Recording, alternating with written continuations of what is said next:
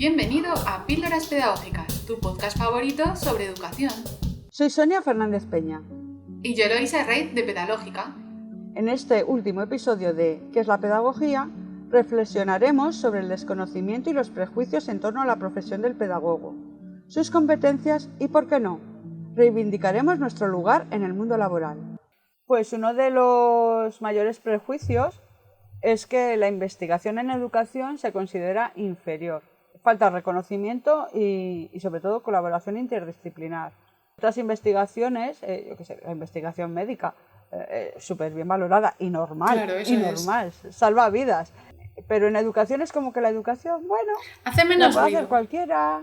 Sí, hace menos ruido. Existen muchas, porque es verdad que tú de cualquier tema que te interesa así un poquillo te metes y la verdad encuentras bastante material, sobre todo en inglés, como pasa en todo, pero sí que no tiene ese sonido, ¿no? Ese ruido que a lo mejor tiene un descubrimiento en otras ciencias.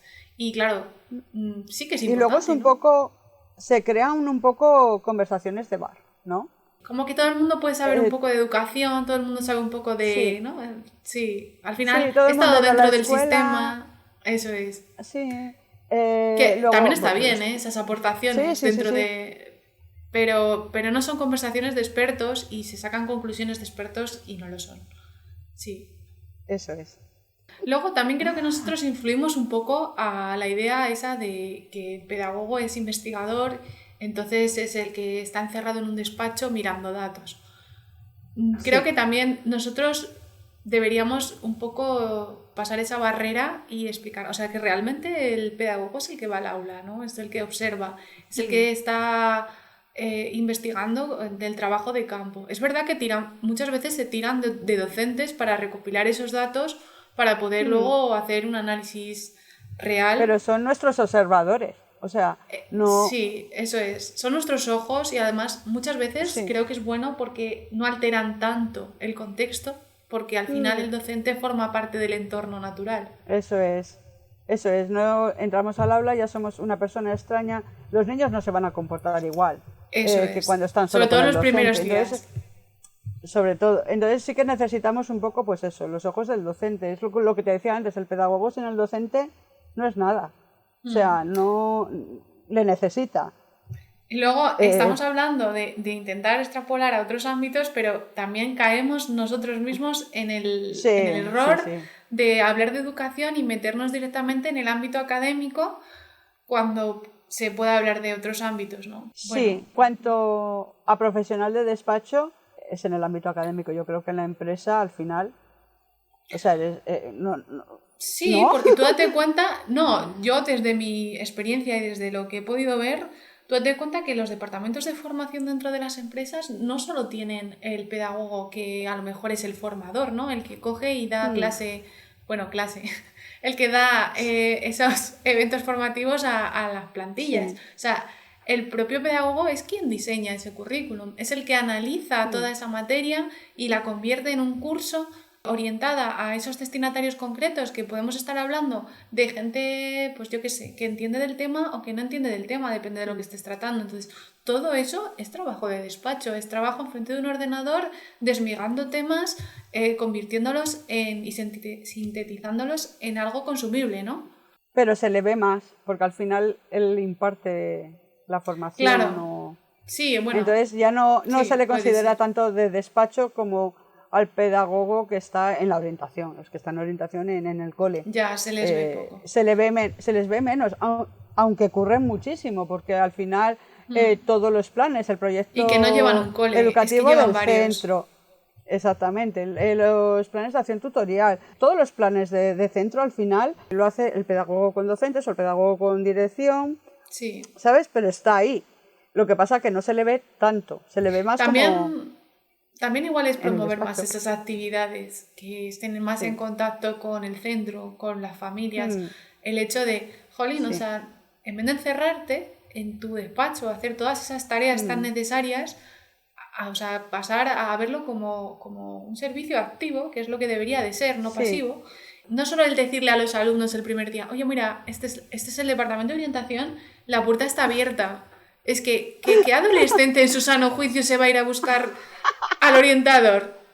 Es que es muy No, no raro, van. entonces, claro, no van, es muy raro. No Entonces, van, no a ver, van. que los hay que van, pero no es lo habitual. Entonces, ¿por qué no No. convertir todo esto en actividades activas en las que tú tengas unos tiempos con los alumnos del centro, con los docentes, para promover, pues, por ejemplo, entre los docentes ese buen ámbito entre educadores, entre chavales, pues hablar de sus inquietudes, ¿no? De forma individual si necesitan o porque tú veas que necesitan y les digas, "Ay, pues podemos vernos un día en una de esas sesiones grupales o en sesiones Sí. grupales para que conozcan distintas salidas profesionales, que es que eso te lo dan Sí. una vez cuando estás finalizando el instituto en plan de, mira, es esto. Y ya. O te hacen un test rollo, puedes ser policía y porque te gusta el ámbito de la seguridad haciéndote tesis y es como, pues ese niño, no sé, va a decir, vale, pero me gustan los videojuegos, no quiero ser policía. Ya. O sea, es que, Tal cual, tal cual.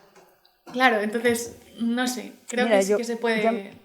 yo mis prácticas de pedagogía las hice en un colegio de primaria, en un CEIP, en un colegio público de primaria y de infantil, para buscar las necesidades que tenía el centro.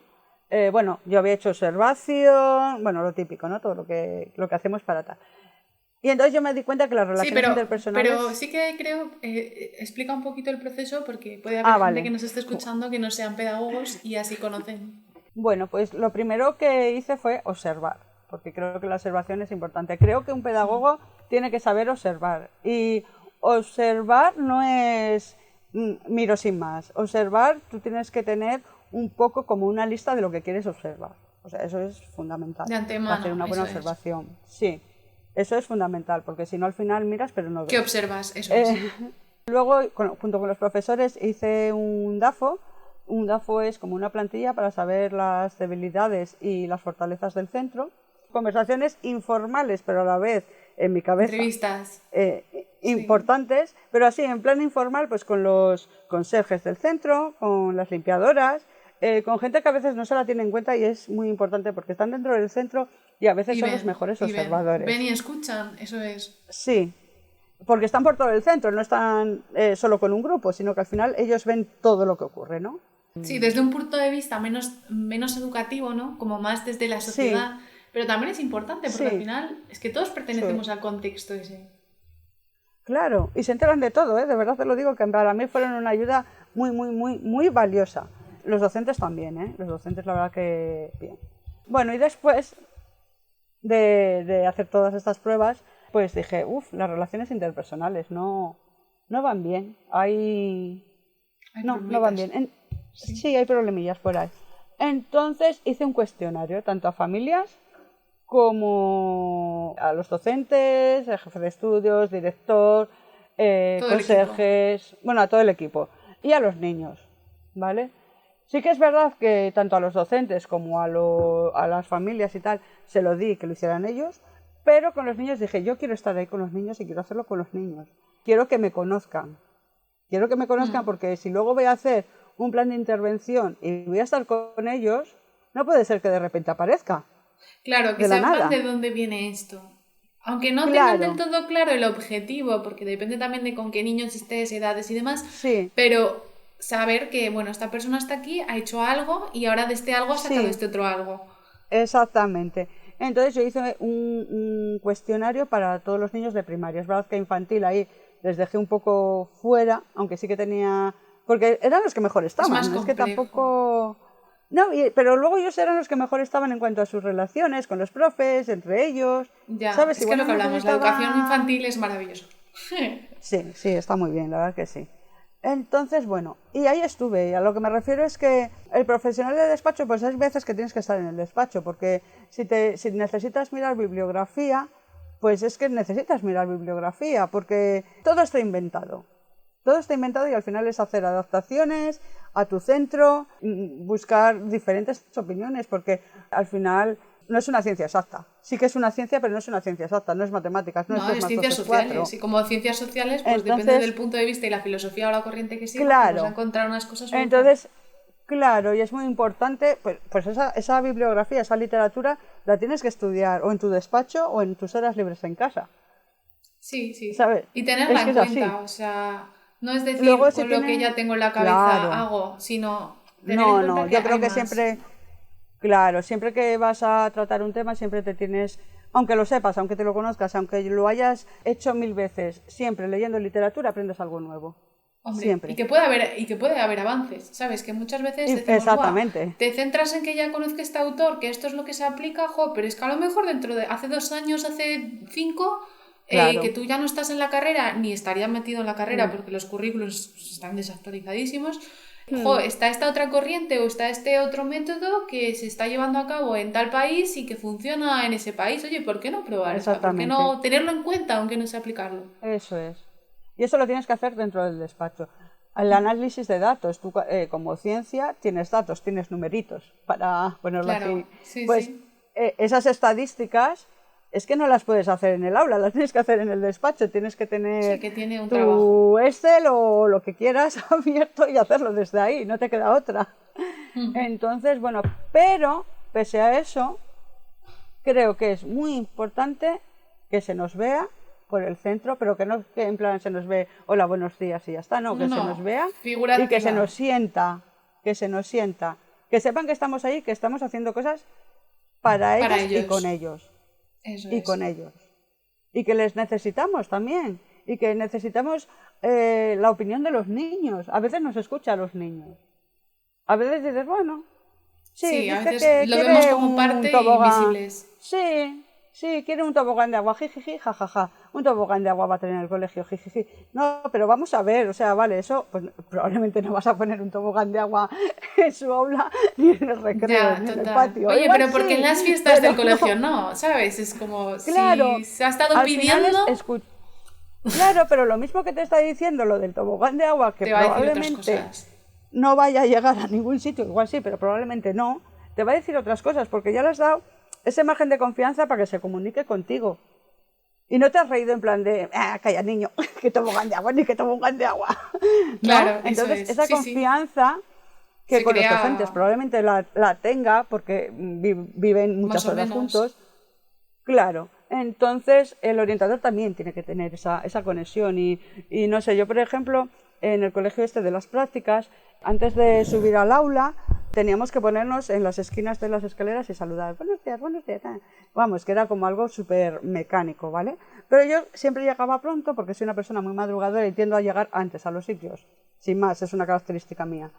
Y había un niño que estaba en madrugadores y el niño tenía autismo.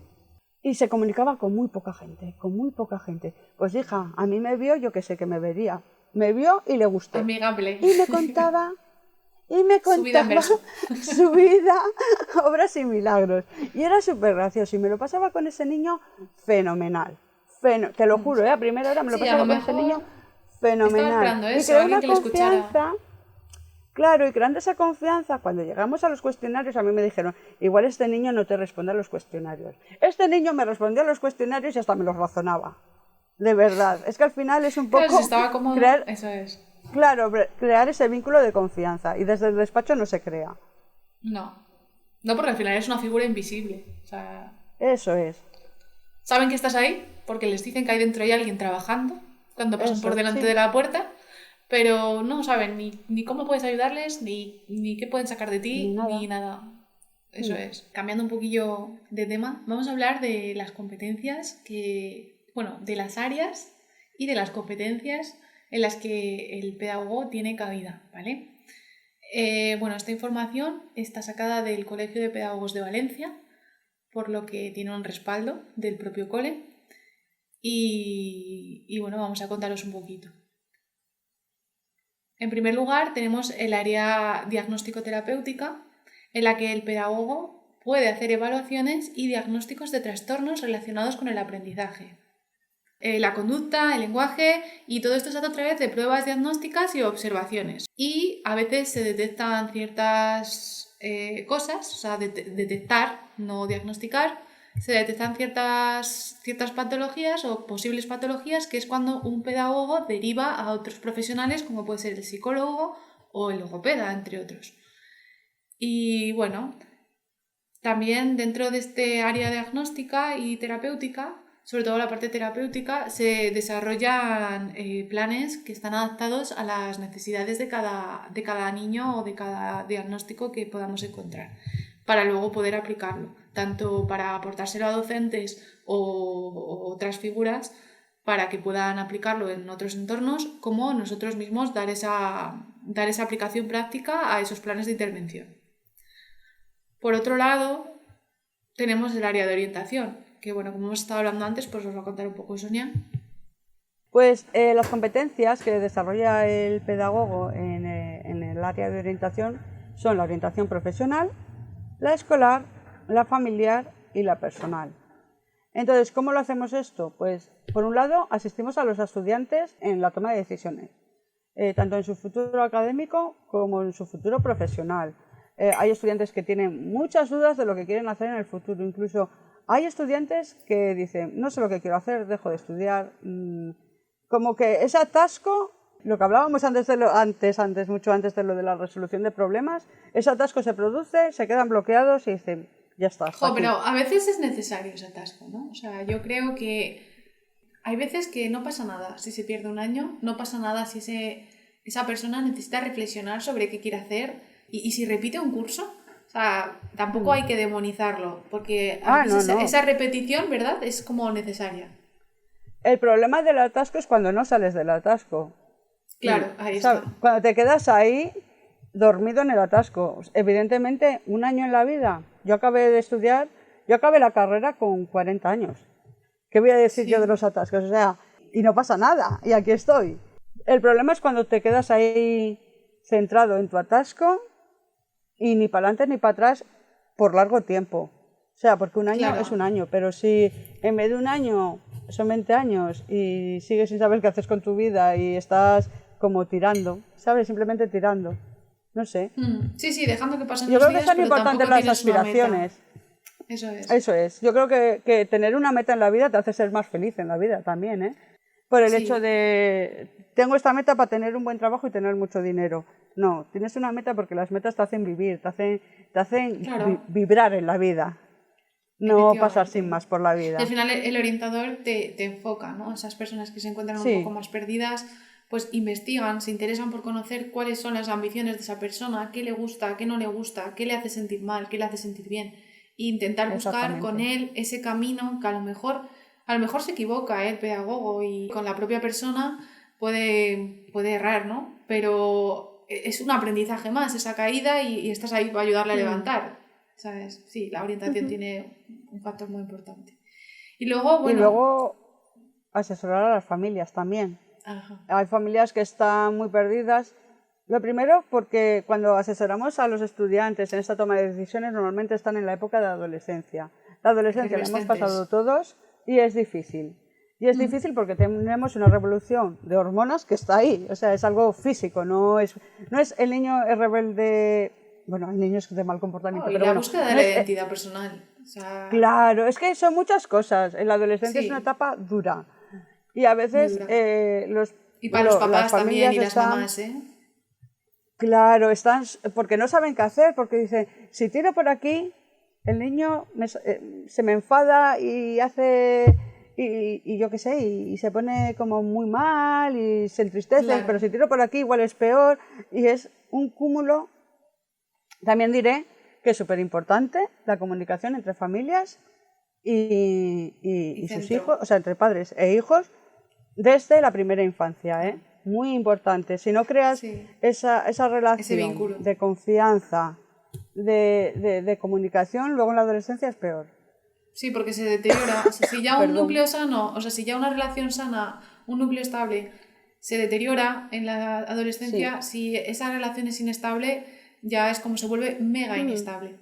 Sí, totalmente. Puede ser estable, pero que falte... O sea, es decir, no se tienen por qué llevar mal, puede ser piano, pero que no exista esa comunicación porque no se ha dado, porque antiguamente, por ejemplo, sobre todo antiguamente, los padres eran más como la autoridad y ya.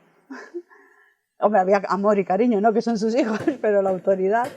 Y no había ese aspecto de Oye, pues igual mi hijo tiene algo interesante que contarme, es como... Ya, Se veían, sí. sobre todo antes, ¿eh? Yo creo que en eso Sí. hemos ido mejorando poco a poco. Bueno, yo creo que también dependía de las escuchamos. familias. Sí que es verdad que es algo Sí, generacional, sí, sí, sí. pero también antes había personas que escuchaban a sus hijos y demás, lo que pasa que no estaba tan instaurado culturalmente como ahora, que sí que se ve que ha habido un avance en ese sentido.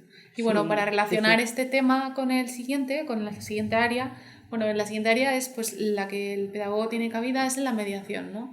En la resolución de conflictos para que la comunicación sea efectiva y que se resuelvan de forma pacífica pues entre distintos agentes, ¿no? O sea, tanto dentro del centro educativo, con el equipo docente, como con los propios alumnos, como en empresas, en los departamentos de orientación laboral. O sea, en realidad es adquirir esas skills que son necesarias en la vida, ¿no? Y que exista esa figura que contemple, o sea, que medie entre dos partes que están en conflicto, bueno, pues es necesario, ¿no? Y es una de las funciones que tiene el pedagogo.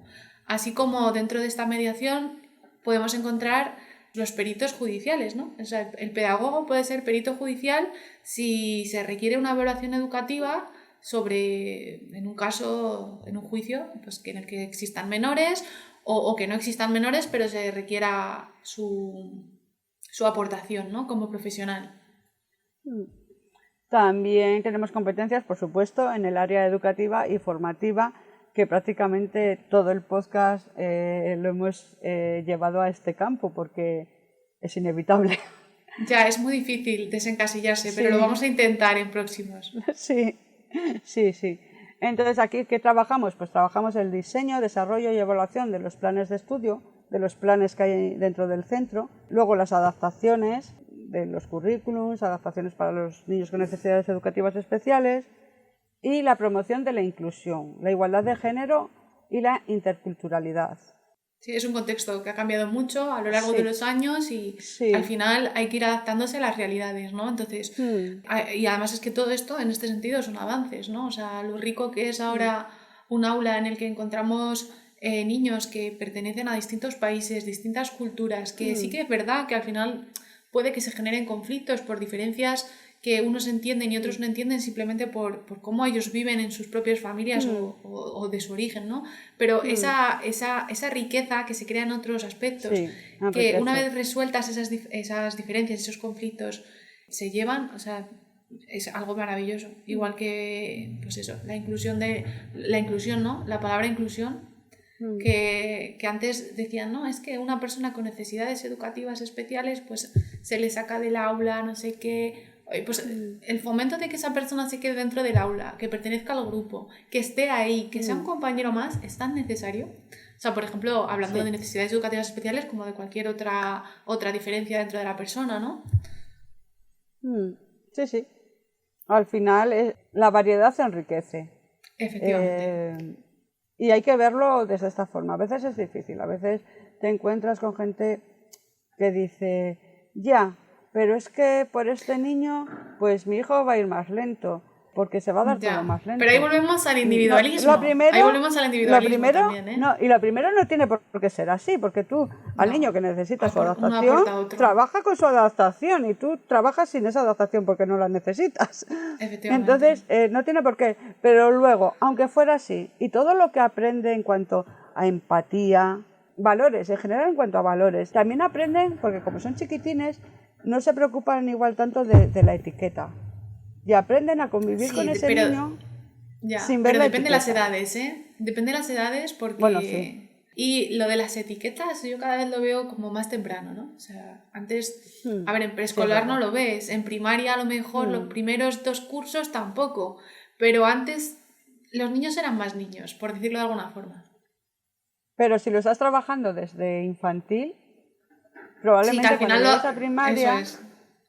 ya lo tienes normalizado, porque es que han pasado igual 5 años hasta que llegas a segundo o tercero de primaria, que es cuando ya empiezas a saber un poco más estas cosas, ya lo tienes interiorizado.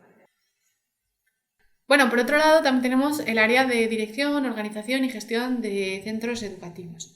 Entonces, aquí entra la figura del director de centro. Buah, tía, pero es que esto en realidad es mentira, porque para acceder a director de centro tienes que ser docente, aquí hay una historia. Aquí hay una historia que tampoco entiendo muy bien porque un pedagogo no puede acceder a dirección de centro sin tener todo eso. O sea, tengo sentimientos encontrados respecto a esto. El director de centro no puede acceder a director sin haber sido antes docente durante X años, tener, bueno, orientador, lo que quieras, pero tiene que tener como un historial dentro del sistema. O sea, no, una persona que, por ejemplo, se súper especializa en dirección y gestión de centros no puede acceder directamente a director de centro. No le sirve. No sé en la privada cómo irá, pero en la pública no. No, en la pública no. Ya te lo digo. Pero bueno, para que se sepa, el propio pedagogo sí que tiene la competencia y se estudia cómo funcionan los centros educativos. O sea, de hecho, en las propias carreras hay una asignatura completa que es de saber cómo funcionan los centros educativos y para poder gestionarlos y poder entender cuáles son las necesidades de cada uno bueno, claro, cada centro es un mundo, porque cada centro tiene niños distintos, profesores distintos y demás. Entonces, toda esa observación, todo ese análisis se aprende dentro de la pedagogía y te enseñan a identificarlo. Y menudo tocho de libro el de organización. Ya, sí, era una asignatura compleja, la verdad. Era una asignatura... Sí, era dura, era durilla. Era bonita, era dura. Pero era dura. Sí, porque era muy burocrática. Al final era una asignatura donde englobas un montón de procesos y de procedimientos que tampoco son tan prácticos, sino más teóricos. Pero luego tenía cosas que molaban mucho. O sea, no sé, a mí había partes que sí me molaron mucho de esa asignatura. Pero bueno, y luego también, o sea, la responsabilidad que tienes al ser una persona que organiza cualquier tipo de proyecto educativo, no vamos a meternos solo en los directores, porque al final una de tus responsabilidades es mantener la innovación, ¿no? La innovación de ese centro o de ese proyecto en las últimas vertientes dentro de la investigación educativa actual.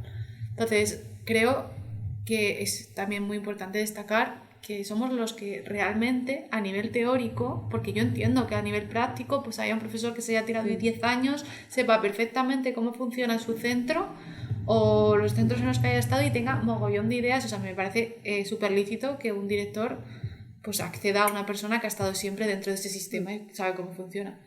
Y aprovechando este podcast, vamos a reivindicar aún más el papel del pedagogo. Lo primero, yo creo que no al intrusismo laboral. Es esencial reconocer la importancia de recurrir a expertos en cada tema.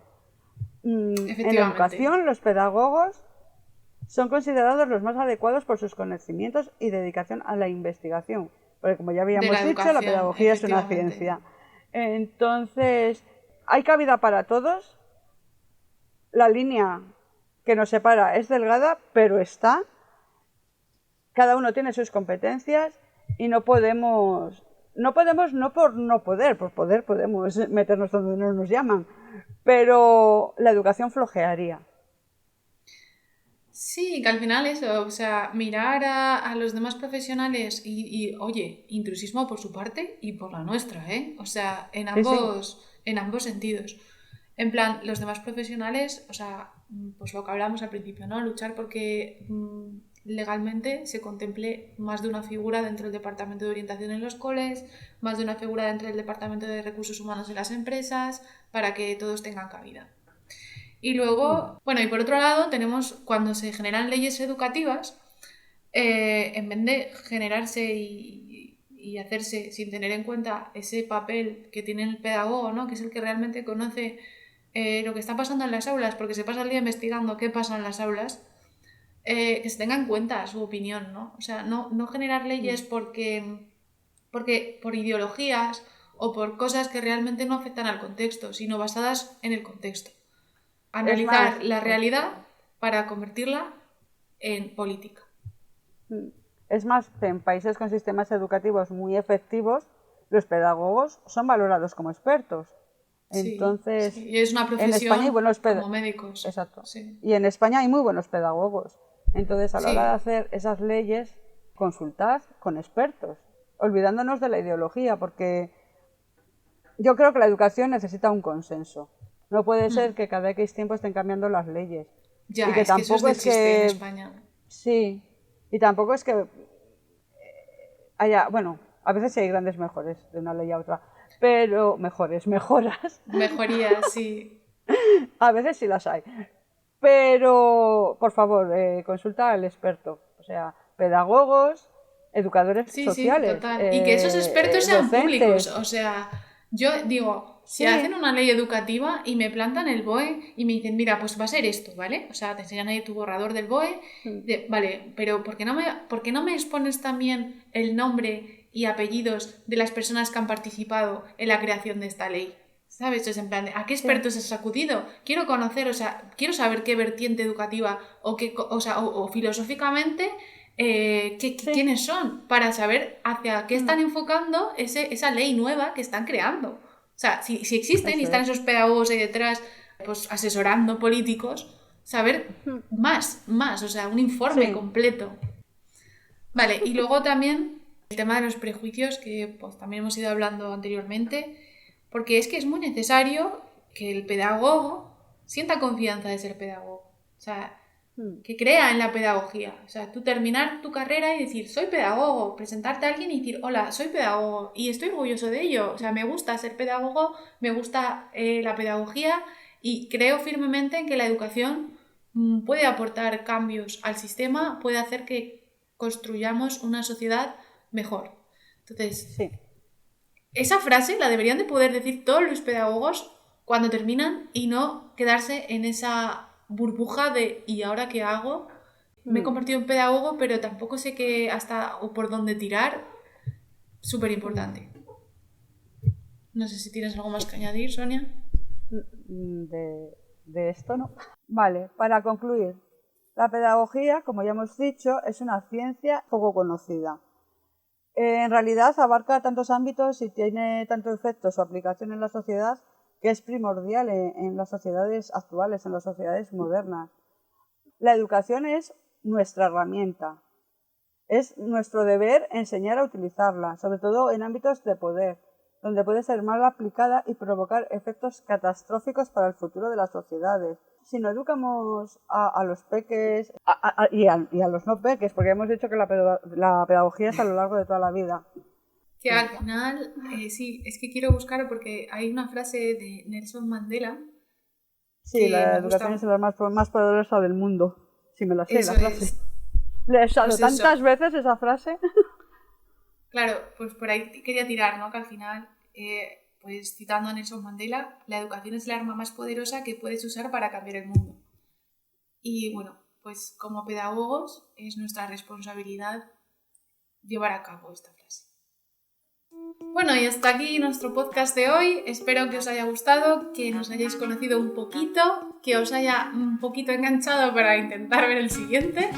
Y puedes seguir nuestras últimas novedades tanto en Instagram como en Facebook buscando píldoras pedagógicas.